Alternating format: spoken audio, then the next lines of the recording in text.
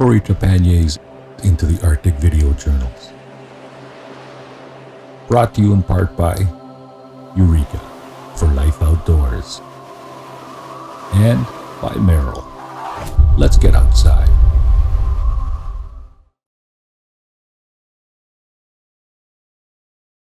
Today I've got to do some re-stretching. I've got to take the linen off of these paintings, take them off the wooden stretchers that make it nice and taut, because I've got these big white bars that are a bit of an eyesore. What usually happens in the field is as I go to paint something, I'll wind up finding a scene that really doesn't fit the canvas that I've brought with me.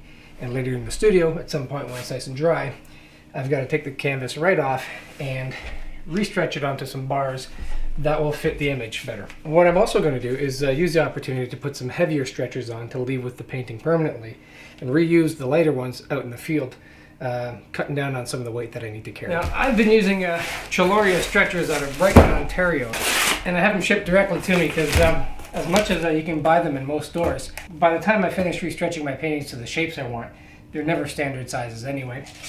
14. Most of the way there. Okay, once I get it close to square, then it's time to start measuring.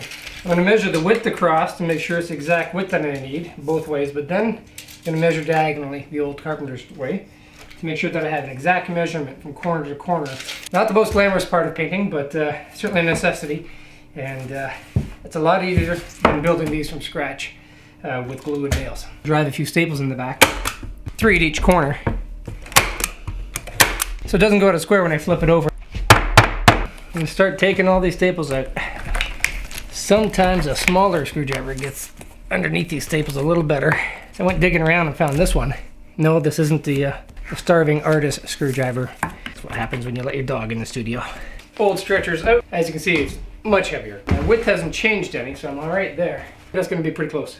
Canvases are sold in pre-stretched sizes, and quite often that's a much easier solution to just buy one. But I've yet to find canvases stretched with the actual canvas that I really like to use. For the last couple of years, I've been using this Frederick's Rix DP linen. I say canvas linen, it's kind of interchangeable, but the materials certainly are not.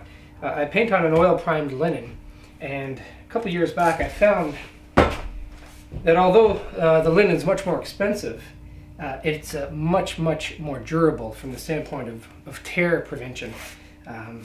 Even with the very lightest weight linen, I'm not able to tear it with my fingers, whereas the canvas I was using before I could. It's not only durable, but it has just the right finish and the right amount of texture for my liking, and that's something that's very personal.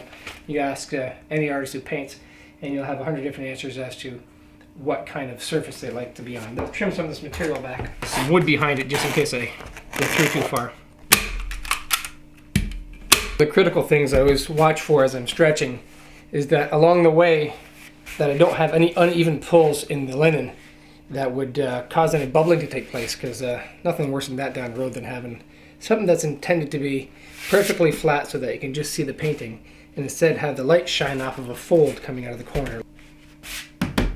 Get it as neat as possible. Staple the extra linen out of the way. These staples here, they're all kind of sticking up just a wee bit.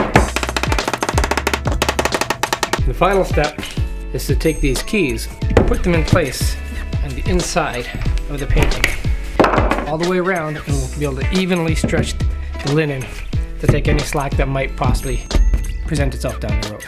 That little chore out of the way, I can get it back to painting.